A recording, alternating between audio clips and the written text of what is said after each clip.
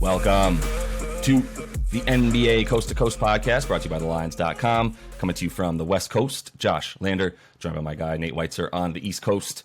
And we are looking at a little 7-game slate here to kick off the work week on a Monday night with you guys. In this one, taking a look at a pretty fun matchup as the Celtics are looking to stay hot. Obviously need to pick back up a win after losing to the Dubs on the road. They are taking on the Clippers one night before taking on the Lakers in the same building. So we'll take a look at all this, get into more of that.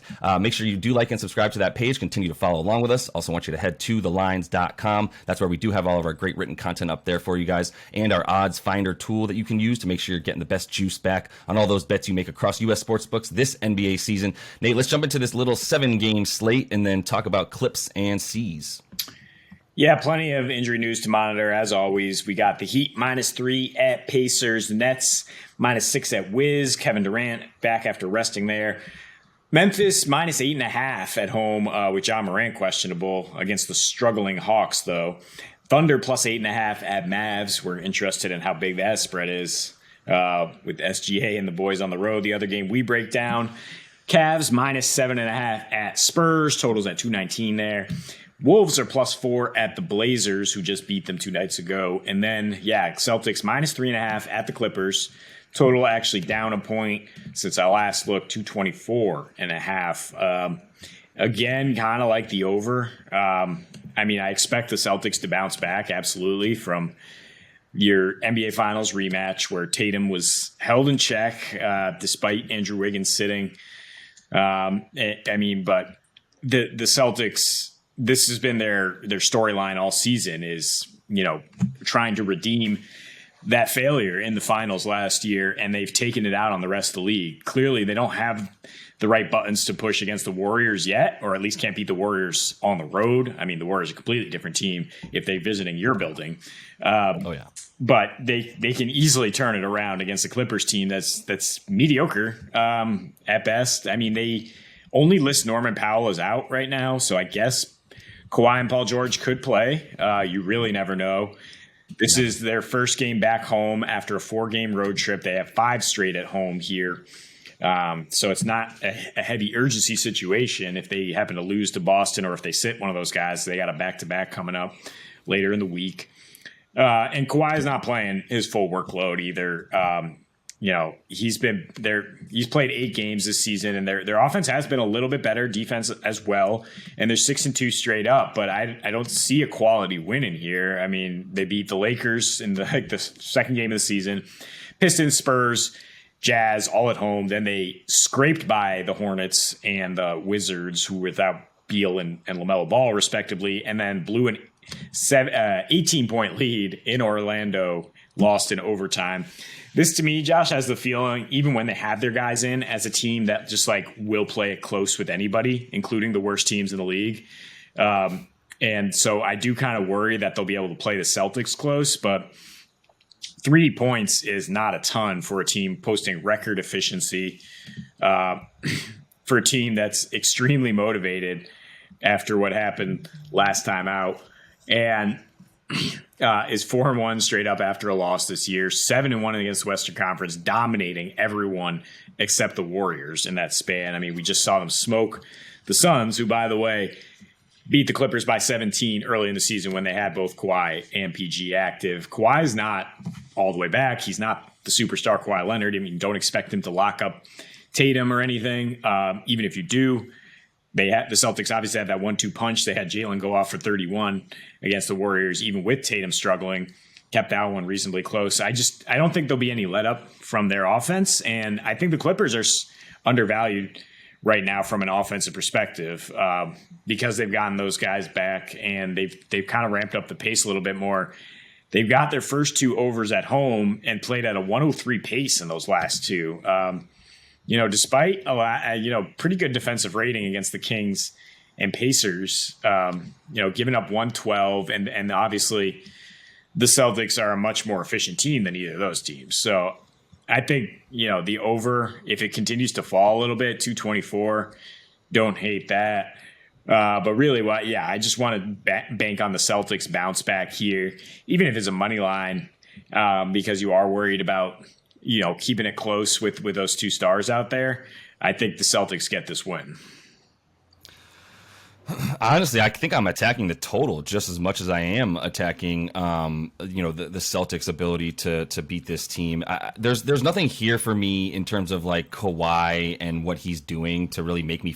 There's nothing this team's doing at all. Like I just never know who's playing, and so as a result, I like even when I look at their stats and I look at individual game logs and things of that nature, I'm just kind of like I have to look at who is playing every single game. I can't just go look at a box score. I have to go look at a box score for who is actually playing each time, and that's really annoying. But all that said, I think the trends for this team, obviously we know much better on defense than they are on offense, especially when they don't have one or both of their two big guys in PG and Kawhi. Neither of them are listed on an injury report anywhere, but I don't know. Like I don't know if they're going to play or not. You talk about Kawhi's game log this season, and yeah, he hasn't played a team. I mean, they played Phoenix. He played Phoenix in like the third game of the season. Other than that, every single team that they've played, I guess Utah is surprising us with how good they are, although they've backslid a little bit. There's nobody that's better than Utah, basically, at that point, that he's playing against. It doesn't really tell us much. He's played 4 games at home, 4 games on the road. To me, I'm looking at that going, well, that means there's no real impact that he's having on this team to a large enough degree that we can say with him, without him, this is what will happen.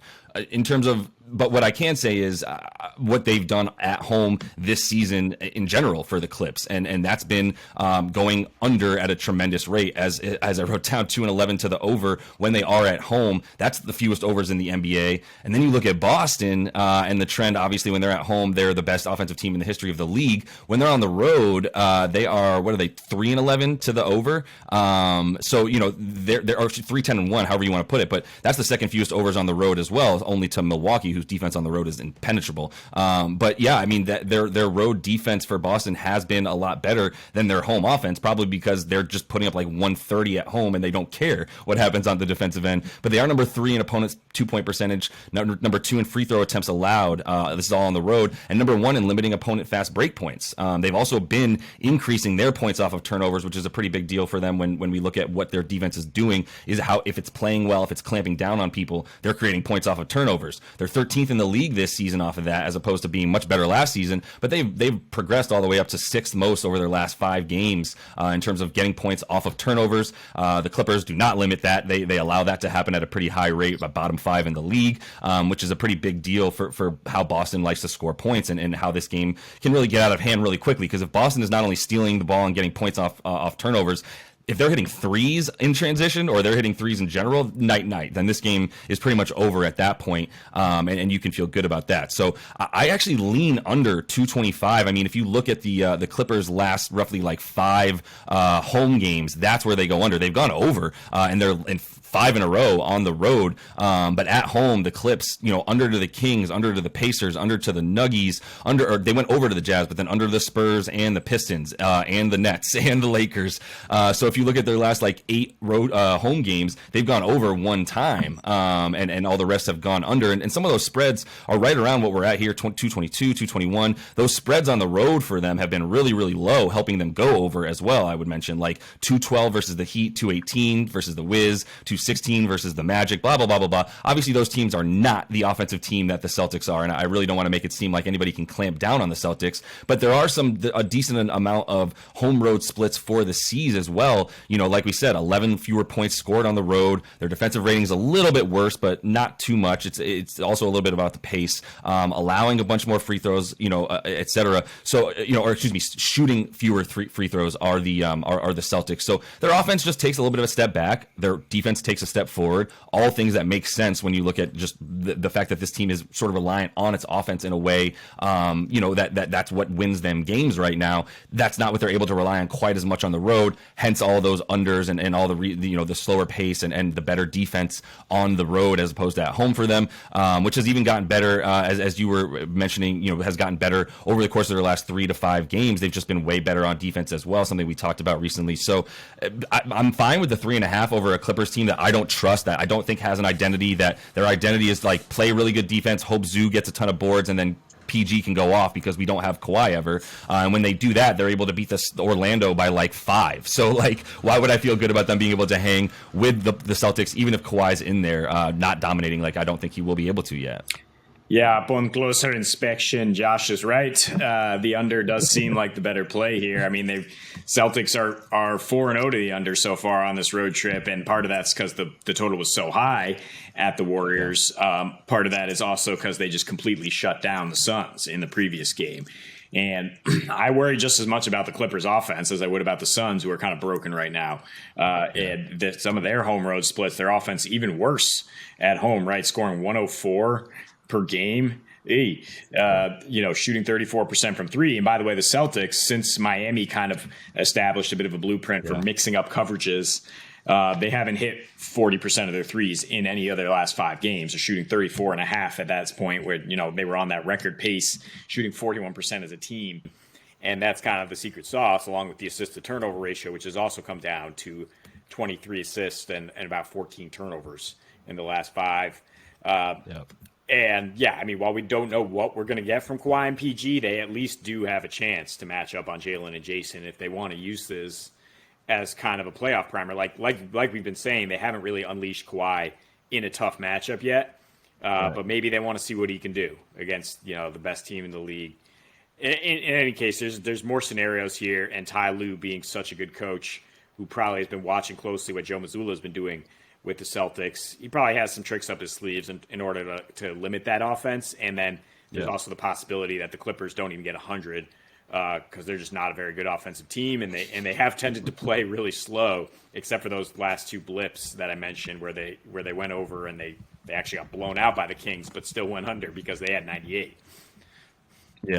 Yeah, for sure. I mean, there's if Kawhi's playing, automatically you're just like, all right, probably more defense, less offense. I think we can feel like that's probably the case. I would agree with your logic here that if Kawhi and PG are both playing tonight, like, if they're healthy enough to play and you're not worried about them getting re-injured, they're just playing, especially Kawhi, then who else is better to guard this Celtics team than this Clippers team? There's nobody who has the defensive prowess of PG and Kawhi, size and speed and strength to be able to hang with JB and Jason Tatum. Like, there's nobody else with 2 players that are meant to guard those 2 guys quite like this team. So if they are playing, you hope that there's a bit of a matchup there for them, and that they're hoping that those 2 guys in the game are rangy enough to be able to get out on shooters, handle those 2 guys, and then have everybody else fly around on the shooters and keep Boston from being able to hit 40% once again from 3 on the road. So that is all the time we have for you in this one. Make sure to like and subscribe to that page. Continue to follow along with us. We are coming back to you each and every weekday this regular season.